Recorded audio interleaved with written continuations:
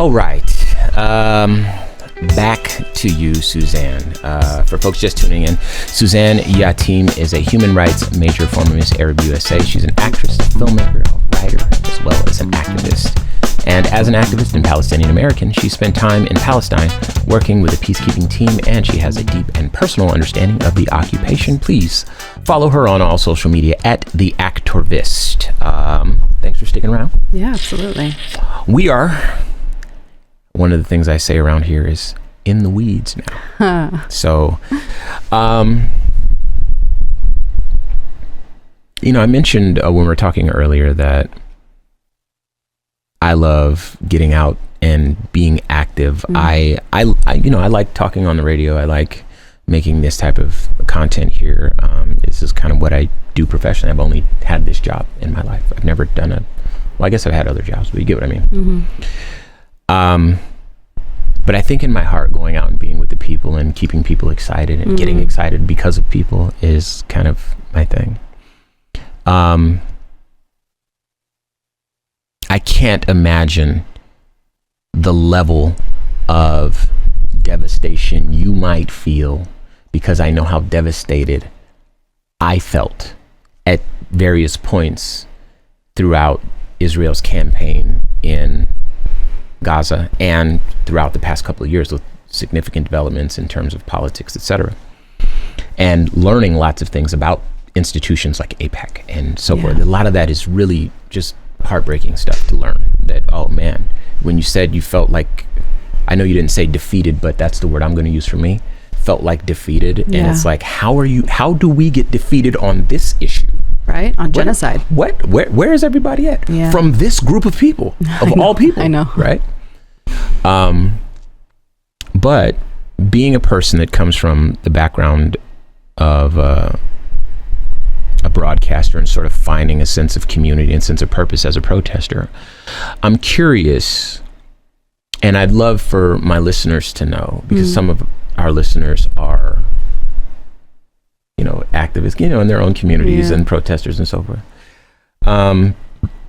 Do you think that people showed up for Palestine? And if you say no, why not? And what could people do better next time? And if you say yes, tell us what worked and what really resonated with you, because people can only do so much, but maybe they can get. So your thoughts? Man, I've spent, the genocide started 2 years ago, so I would have been 38. And I spent 38 years not feeling loved as a Palestinian and having to be like, first of all, the second people find out I'm Palestinian, they assume that I don't like Jewish people. Some people tell me Palestine's not a real place. Like, there's always these like, it's combative. It's exhausting. Sometimes I just didn't even like saying it because it's just so exhausting. And then the genocide started, and it was the first live streamed genocide, and it changed the whole world. I mean, Palestine, and I will always say this, is the epicenter of the world for a lot of reasons, geographically and economically and spiritually and all these things. And then you add the most violent act possible on top of all of that, and it just cracked the world open. And I've said this before, that it didn't separate us like, okay, well, like, you're pro-Palestine and you're not. It's not left and right. It was more up and down. Like, there were people who sort of like their consciousness ascended, and then there's people who sort of stayed down here. And the reason I say this is because I saw people care about Palestine that didn't even know about Palestine or really what was going on. And they're like, oh, isn't it a conflict of 2,000 years and you guys have always been fighting? And I'm like, no, that's not true. That was me. And then they would start telling me things about our own history. And I was like, oh my God, I don't have to explain myself to you anymore. And my God, do they care? They're sacrificing their jobs. They're sacrificing their time. Yeah. They're getting arrested. Yeah. I mean, I've never felt so much love. I go places. I was in Tunisia last week, and when I go to Europe, I see Palestinian flags everywhere. Mm-hmm. And I'm like, oh my God, I've never felt so loved as a group of people before. It has been amazing. Good. And I'll go to these protests. I really like the ones on the East Coast because they're more disruptive, and I prefer disruptive protests. I don't want to do one where it's on the sidewalk and you're walking down in a circle.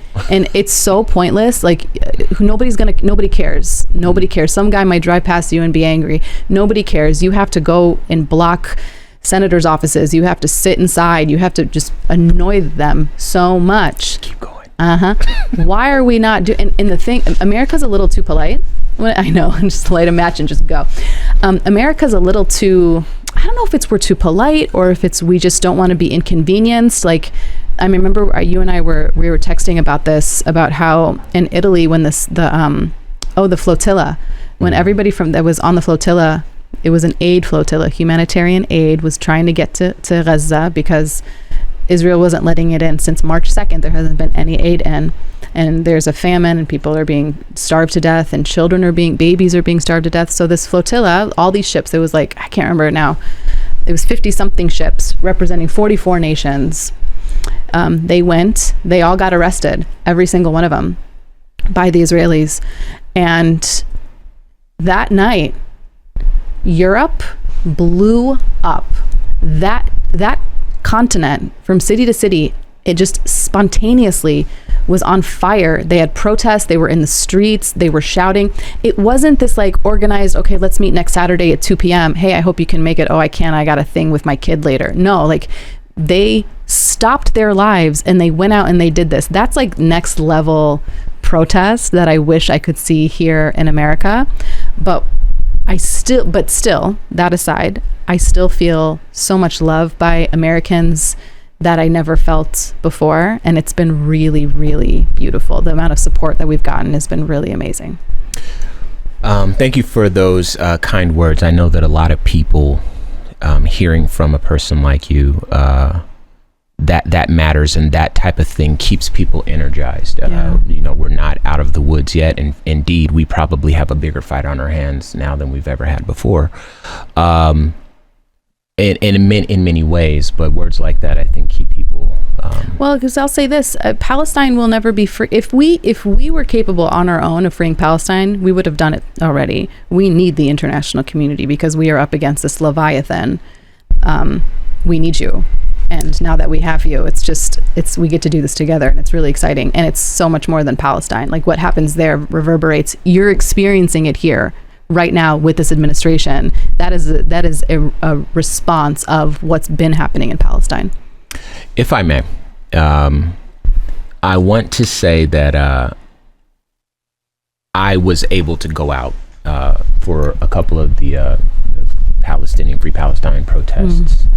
And walk around, and I knew some of the people that either lost their jobs or risked losing their jobs, people at schools, people that worked, because there's laws that say if you protest Israel somehow, then you can lose your job. Welcome to the United States of Israel. Isn't that crazy? There's laws that have nothing. You can protest the United States, but not Israel, and that's an actual law. Yeah, so it's nuts. So I saw people that had to cover their face, but they were like, I'm going to use my body and be counted in the numbers and whatever. And I could be out. I can't hide my face anyway. I can't hide my hair. None of that. People just kind of know.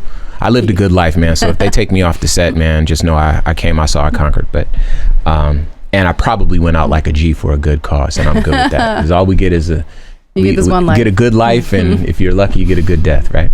Anyway, so I've been able to be out there and see that, and so I feel like a lot of the people hearing from a person that has such strong connections to the land, and whose heart has been broken, a lot of these people would hear your words and feel energized, and they would feel like hopefully they've done the right thing, right? Another thing I do want to say is that after having recently traveled, I spent some time in Italy. This would have been back in August. Did you see all the flags everywhere? Talk to me about them flags. Oh, son, watch this. Yo, and so graffiti, I found out, is an Italian word. Nuh-uh. It's graffiti. Think of it. Oh, graffiti. It sounds Italian. Yeah, right? And ghetto is Italian too. But anyway, graffiti. Yo, and come from hip hop. Yeah. So, I'm friends with a lot of graph cats and graffiti artists and all that sort of stuff. And so I go to places. I've been in France. I've been all over the world. So I've seen graffiti from trains and all sorts of stuff. Italy. Anti-Israeli graffiti there. Not anti-Semitic, not anti-Jewish, because it'll be Jewish people. Clearly, these are Jewish people that are doing the graffiti, because they're like, we're Jewish people for Free Palestine, that sort of thing. But so many places you see Free Palestine, everywhere. It's like littered Unbelievable. with it. And it's not like, it's such a beautiful thing to see expressed, because you get the sentiment that, again, it's not what I think the powers that be would rather have chronicled. It's not anti-Semitic. It's really pro-human, and the humans that need the help are the Palestinian peoples. This is what I gathered from my own eyes. And I want to share again with anybody listening to this show that I grew up with Jewish people. Jewish people are in my heart. They'll be in my heart to my last breath. I have loved, I have cried with, I have buried Jewish people. I have celebrated with them. I have been very humble in my approach to Jewish people and been received as a brother my whole life. So I would never intentionally say anything that is anti-Semitic, but while I can be a brother to Jewish people, I can also be critical of the nation state of Israel, just like I can love American people and be critical of the Trump administration. Correct.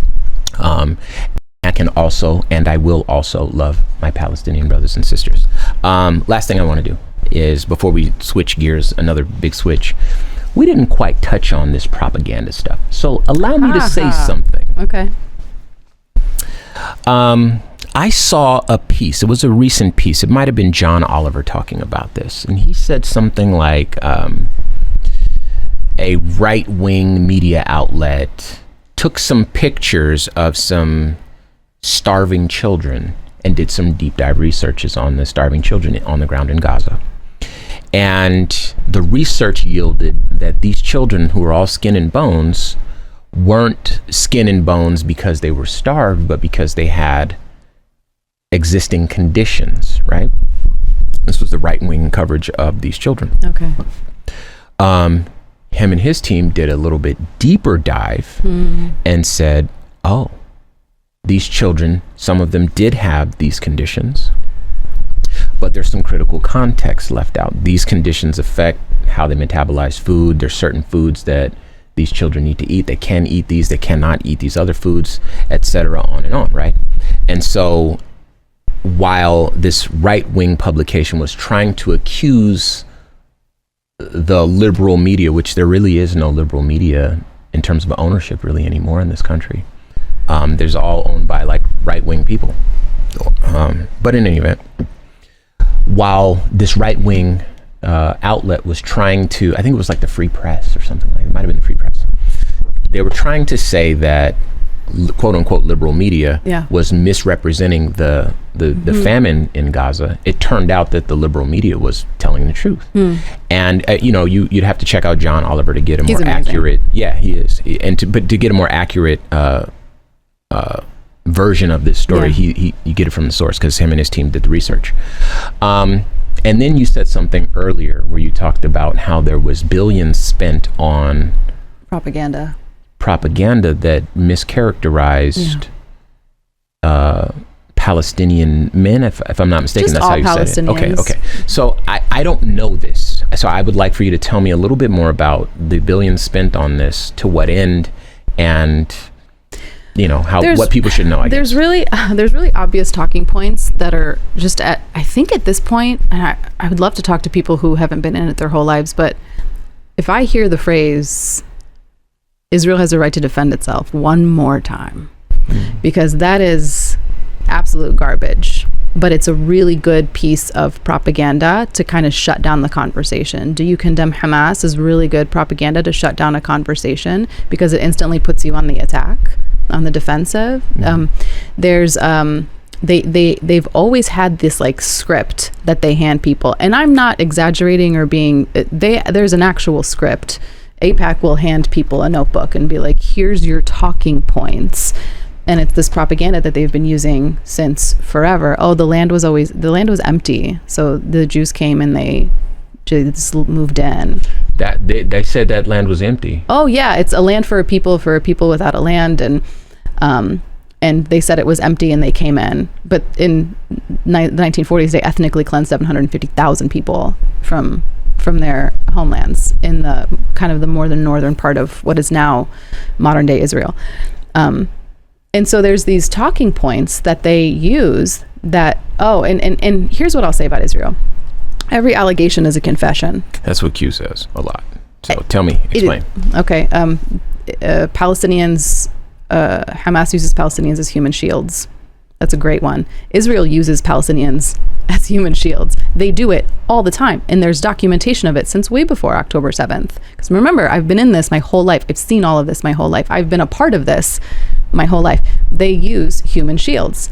So they just, they just take what they do and then they just spin it and they say that the other guys do it. They've been doing this since forever. So this is not anything new, but it's gotten, because social media has, I usually like to scoff and be like, oh, I hate social media. But look what it did. It opened up, it showed this genocide and it broke open the world. And people are starting to see that and they're starting to think for themselves. This is why America tried to buy TikTok. This is why they successfully bought it. Yeah, finally. TikTok is now Jewish owned, right? Yes, yeah. and but only in America. And they're talking about this. Netanyahu was here a few weeks ago, which he shouldn't be. He's a war criminal. But he was here a few weeks ago, and he's sitting across from influencers, and they're sitting there on camera. You can watch it going, okay, how are we going to spin the narrative here? What can we do and say? They know they've lost the narrative war.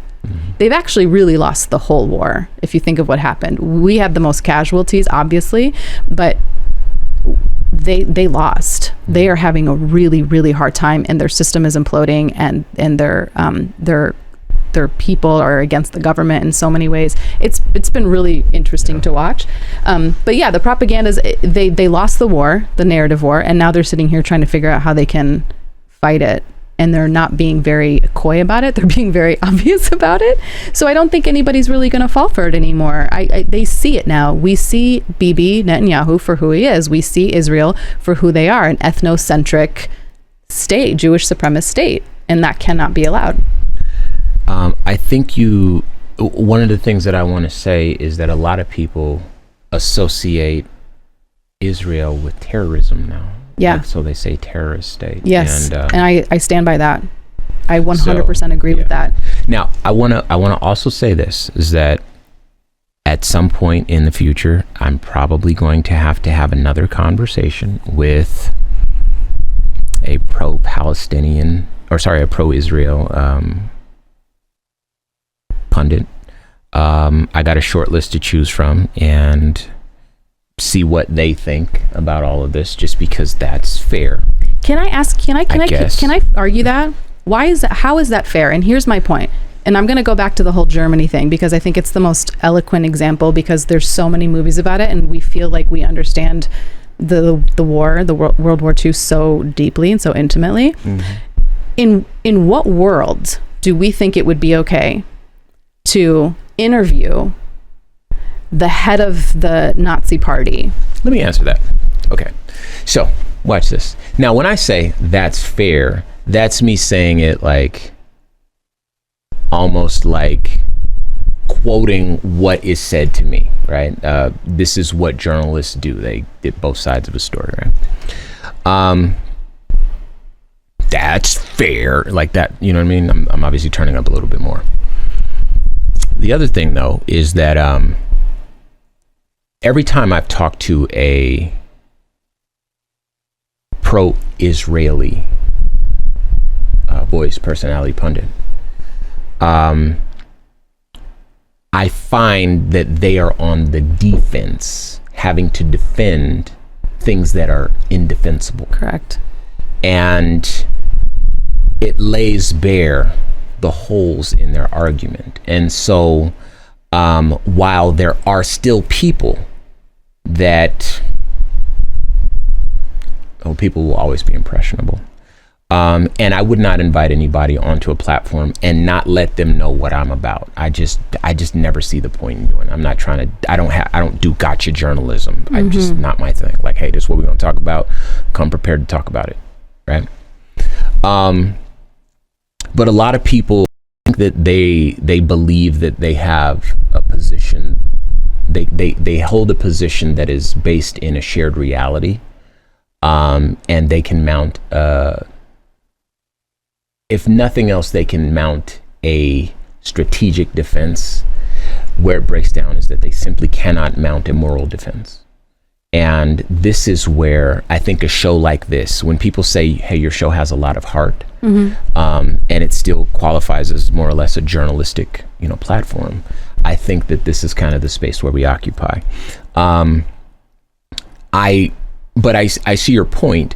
I would not willingly interview a white supremacist. That just wouldn't be safe, for me. The thing is, given the framework that we operate in, given the far reach of institutions that we've delineated in this conversation and so forth, to have one of those institutions say, hey, you're problematic because you haven't done the other side of this, it immediately shuts that argument down. No, I've had both conversations. These people had a chance to justify their position. They were unable to do so, I suspect, because it is indefensible. And where do we go from here? And so this has kind of been the way that I've held it in my mind. Now, you can teach me, my listeners can teach me. I'm open to be taught, but this is kind of how I've made sense of it, stumbling through, learning as I go. I think the days of hearing their point of view are over. I think they've had 76 years to steer the conversation, to manipulate Americans. We've seen firsthand what it is that they really do. They say, oh, we just want peace and Palestinians are violent. And then they throw, 13, what is it? Like 13 Hiroshimas or 130 Hiroshimas or something crazy is the equivalent of what's been happening in Gaza. So, they're saying this over here that they want peace, and then they're bombing their way into peace. They're done. The victims, people in Gaza before anybody else, we need to put their voices first, hear what's going on the ground there, amplify them. If you can't talk to them, you talk to people in the West Bank. You can't talk to people in the West Bank. Those of us in the diaspora are happy to do it, but their voices matter more than anybody else's. And to sit there and give it like equal weight, to me, is incredibly disrespectful to the people that are dying and being slaughtered by these people. And then we're going to give those people airtime to kind of just for what? Well, having lived that reality, one thing I can't do is say that you're wrong. So I won't. All right, let's shift gears. Trump's peace deal. Oh my. Talk to me. It's so crazy. I watched him in Egypt when they signed this agreement. The president of Egypt obviously was there. Turkey, I think the UAE. There's all these regional people. There was nobody from Hamas or the Palestinian Authority, and there was nobody from Israel there signing this peace deal. I just want to point that out. You deduce what you want to deduce from that, but I just think that that's a really important note. Secondly, he goes, oh, look what we did. We brought peace. Look what we did. And I was like, hold on. You funded the genocide, convinced them to stop, which, by the way, they didn't. They violated the genocide, the ceasefire 80 times. 80 times. In the last 2 weeks, they have violated the ceasefire agreement. In 2 weeks? Yeah, the ceasefire has been less than 2 weeks, and they've already violated it 80 times. And if Hamas steps out of line a little bit, if they retaliate a little bit, how's Israel going to respond? They instantly forget that they violated 80 times, and they're going to go, oh my God, look what Hamas did, and then attack full force and feel by the American community that they are justified in doing that. So I know we just have like a little bit left here, but I want to make sure that I say this.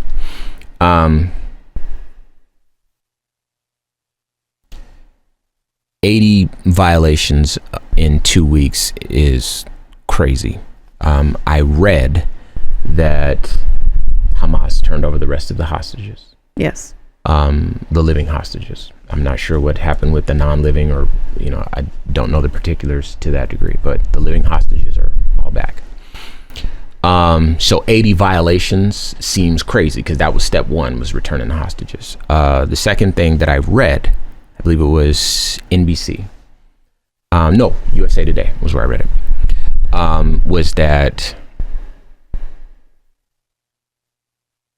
given the most notable skirmish 2 Israeli soldiers have died, and I think it was either 40 or 60. I suspect 60 Palestinian people have died in the last 2 weeks.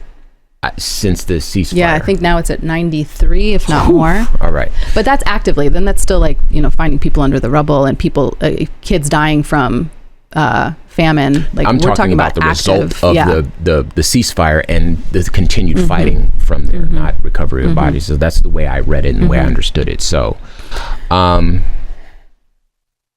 yeah. But to go back to your question about the ceasefire plan, they're nowhere in the ceasefire. First of all, and people are gonna love this or hate this. I don't understand why or how you expect Palestinians to disarm when they are up against a genocidal terrorist state that doesn't get to disarm. But the Palestinians living in their tiny little sovereign land, and their little indigenous group of people there, they have to disarm. That makes zero sense. And there's no world in which that you can explain to me how that makes sense. Okay, go ahead. You can you want to say something. No. I agree with you. I think that,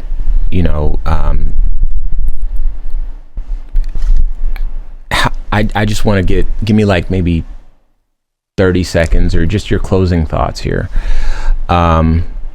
What do you want people to take away from this conversation who want to continue to support a free Palestine? The fight for a free Palestine hasn't ended. We said free Palestine. The ceasefire, hopefully, God willing, mostly stays in place. I know I say that because it's already been violated, but if the ceasefire stays in place, now we've hopefully stopped the bloodshed, but Gaza is still they're still under siege. There's still not enough aid getting through. They still need to rebuild. They're still under siege. Israel controls everything. They control the air, the water, and the sea. The air, the water, and the land. So we need freedom. We need complete freedom within the West Bank. Right now, Palestinians are limited. It's an apartheid state. There needs to be no apartheid. There needs to be no siege of Gaza. There's things like that we still need to ask for. We still need a free Palestine. So this fight really is just getting started. Before you go, social media, websites, anything like that where people can, stay up on your activism and what you got going on? I mean, personally, it's as Instagram only at The Activist.